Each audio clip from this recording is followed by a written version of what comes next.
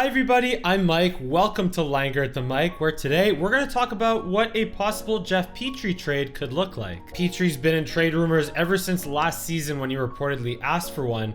Obviously, he, like many other players, struggled mightily under Dominique Ducharme. Under Martin St. Louis, Petry was much better as he went back to being the highly effective, even strength defenseman that he's been throughout his entire time with the Montreal Canadiens. But as we approach the draft and with the domino of the Weber trade having fallen, once again, Petry's name has been circulating in trade rumors around the NHL and all over Twitter. So today we're going to talk about why trade Jeff Petry, where the Canadiens will likely trade Jeff Petry, and what the Habs could get in return in trading Jeff Petry. Let's start with why. Now, if hockey players were like robots in the sense that if all they did was play hockey, sleep, and no life outside of hockey, then I would absolutely not trade Jeff Petry. And I think the Montreal Canadiens would agree with that statement as well, because he's right now their number one defenseman. But it's important to remember that hockey players are in fact human and do have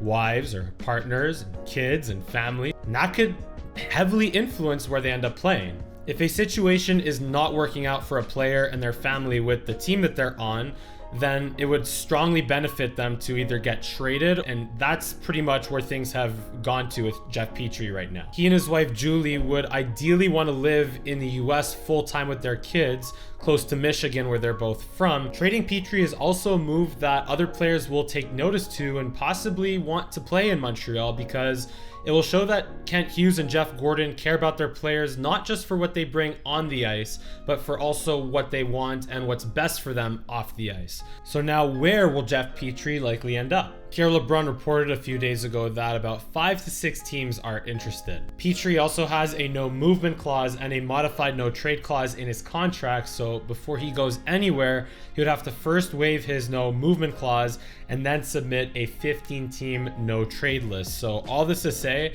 Petry pretty much has full control of where he ends up. I think it's pretty much narrowed down to Detroit, Dallas, Pittsburgh, maybe New Jersey, Nashville, and Minnesota. Detroit because that's where Jeff and Julie are from, as I mentioned. Dallas because Julie actually grew up in Houston, Texas before moving up to Michigan to study at Michigan State University. But they also just hired Pete DeBoer as their new head coach, so I don't know if that would make Dallas a very attractive place to play. Pittsburgh is relatively close to Michigan, but also for the same reason as the Dallas Stars. If they lose John Klingberg, the Penguins, they could lose Chris Letang in free agency, so they might see Jeff Petry as a possible replacement for Letang. For New Jersey, Minnesota, and Nashville, I think it's more about what the Montreal Canadiens could get in return than for an actual family fit for the Petrys to live in New Jersey, Nashville, and Minnesota. But we'll get more into that a little later. Before breaking down what the Canadiens could get in return from those teams I just mentioned, we first have to establish Jeff Petry's value. He's 34 years old. He carries a $6.25 million cap hit for the next 3 seasons, making him the 29th highest paid defenseman in terms of a average annual salary standpoint. Pretty decent value for a number 2 or number 3 defenseman, which means that Jeff Petry at the very least should be worth a mid to late first round pick, an equivalent number 2 or 3 defenseman, or a top 6 forward, or multiple second round picks. So without further ado, here are my most ideal trade scenarios with the teams that I listed. For Detroit, the Montreal Canadiens would send Jeff Petry and the 26th overall pick, which is the one they got in the Toffoli trade. They would trade that for the number 8 overall pick. There's been a lot of speculation about the Habs moving up in the draft, of course, but I'm surprised it hasn't really been surrounding the 8th overall pick. And I think Petry is a pretty fair trade-off to move from 26 to 8. The Red Wings might not think so, but they'd still get a really good veteran complement to Moritz Seider on the right side of their blue line. If Petry is has enough value to move from 26 to 8 and for the Red Wings to move down to 26, then I would take the 8th overall pick for Jeff Petry and Calgary's pick. Dallas is a little bit more interesting because I think they want to win now, which is why they hired Pete DeBoer and not a coach with less experience and more upside.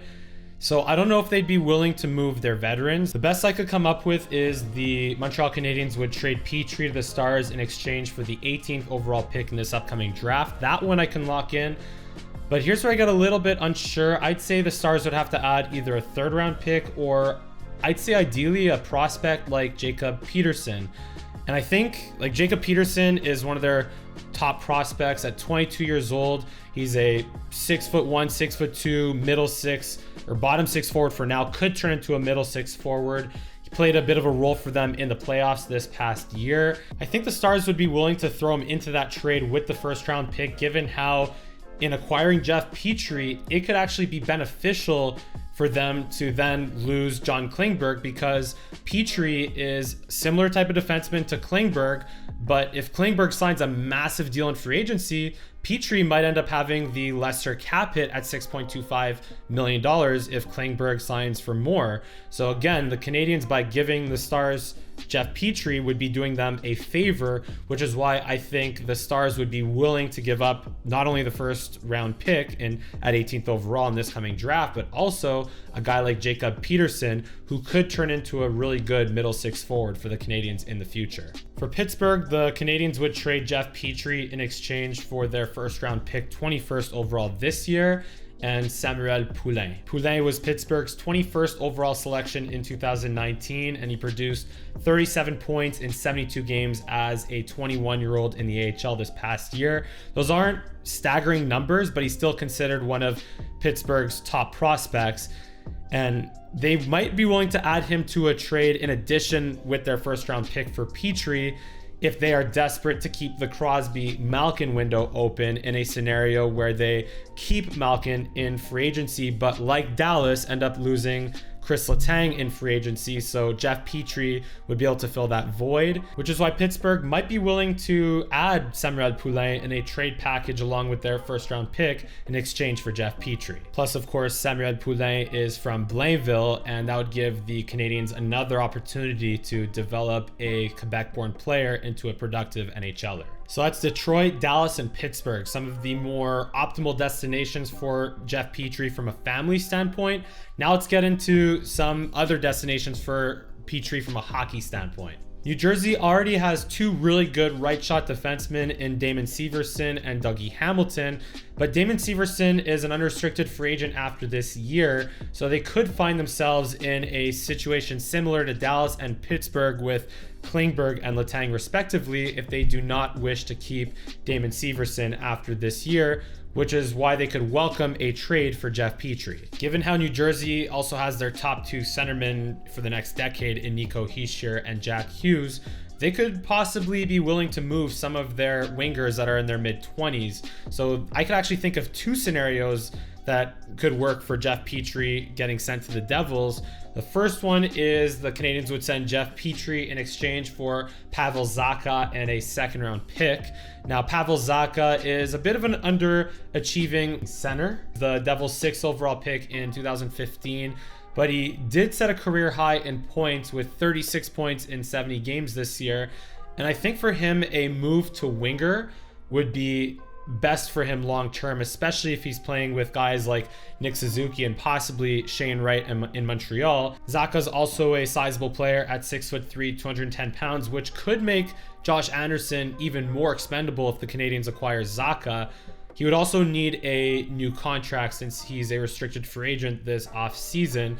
But if he could sign for less term and less money than what Josh Anderson is already under contract for, then again, that could make it that much more favorable for the Canadiens to move Josh Anderson if they do acquire Pavel Zacha. The second scenario I can think of with the Devils is the Canadiens would trade Jeff Petry for Jesper Bratt and possibly a 4th or 5th round pick.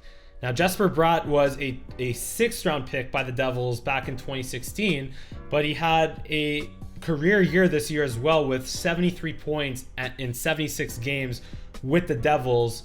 So even though he hasn't really been a highly touted prospect, he still produced nearly a point per game at 23 years old, which means the best could be yet to come for Jesper Bratt, and a trade possibly even 1-for-1 with him for Jeff Petry could be favorable for both the Canadiens and the Devils. And of course, Petry could be part of a trade package the Habs sent to New Jersey for the 2nd overall pick, but I just don't think it's realistic, and I'd be absolutely shocked if the Habs do pull off a trade for the 2nd overall pick. The Wild is a bit more of a tough situation since they have Matthew Dumba and Jared Spurgeon already on the right side, and they only have about $7 million of cap space to sign restricted free agent Kevin Fiala, who was a point-per-game player this year. So the best thing that I could really think of is honestly just a one-for-one deal of Jeff Petry for Matthew Dumba. The Canadiens might have to give up a little bit more for Matt Dumba, but this makes sense for the Wild because Dumba is a unrestricted free agent after this year. And as I mentioned, they might not be willing to pay him more than the contract he's already on. He's on a $6 million cap hit for a #1 defenseman. And the Wild might not want to give him much more than that since they have to sign Kevin Fiala long term and they're already fighting for cap space. The Habs, on the other hand, can afford to pay Matt Dumba, especially after this year once the Byron, Drouin, and Dadonov deals are off of their books. And Dumba would, of course, be the Canadiens' #1 right-handed defenseman for years to come, unless Logan Mailloux turns into something. But Dumba would be a perfect complement to Joel Edmondson right now and Caden Gooley in the future.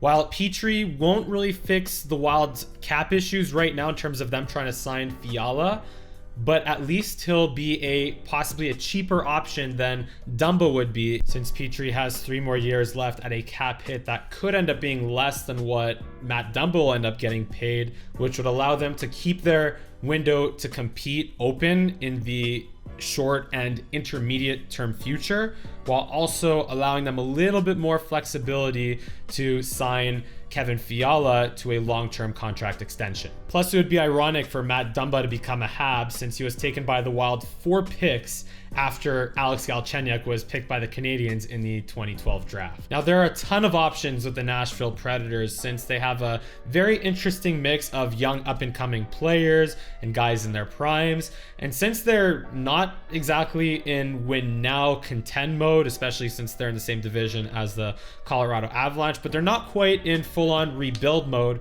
I guess a lot of that has to do with whether or not they keep Philip Forsberg this offseason. But the trade scenario that I have with the Predators, and I just had fun with this one. The Habs would send Jeff Petry and Jake Allen for Jussi Saros and Alexandre Carrier. Habs might have to throw in a pick to make this work, but low-key, this trade would help both teams tremendously. The Preds are already kind of stacked on the right side with Carrier and Fabreau, 2 young defensemen in their mid-20s that shoot right-handed. So I would see Nashville having to move one of them to accommodate Petry. In that case, Petry would either play right alongside Roman Josi or right behind Dante Fabreau. And then Jake Allen would be a cheaper option for Jussi Saros, who eventually be replaced by Yaroslav Askarov. They just have to get him overseas and sign him to an entry-level deal. But Jake Allen would be cheaper than Saros and buy them a little bit more time to do that. Carrier, as a 25-year-old offensive defenseman like Dumba, would be a great complement to Joel Edmondson right now and Caden Gooley in the future. And of course, he's also from Quebec, while Jussi Saros would provide the Canadiens with an established #1 NHL goaltender, while also buying time for Caden Primo to develop and possibly platoon with Saros in the intermediate future. So there you have it. Those are all the Jeff Petry trade scenarios that I can think of that would benefit Jeff Petry, the Montreal Canadiens, and whichever team acquires him. And keep in mind, of course, regardless of what happens, Jeff Petry would first have to waive his no movement clause, and the team he gets traded to would not have to be on his 15-team no trade list. Where do you think Jeff Petry will get traded to, and what should the Habs expect in return? Let me know in the comment section below. But as usual, if you enjoyed this video, hit like, hit subscribe, follow me on Instagram and Twitter at Mike Langer for both. And thank you so much for watching. I'll see you again next time. Go Habs, go.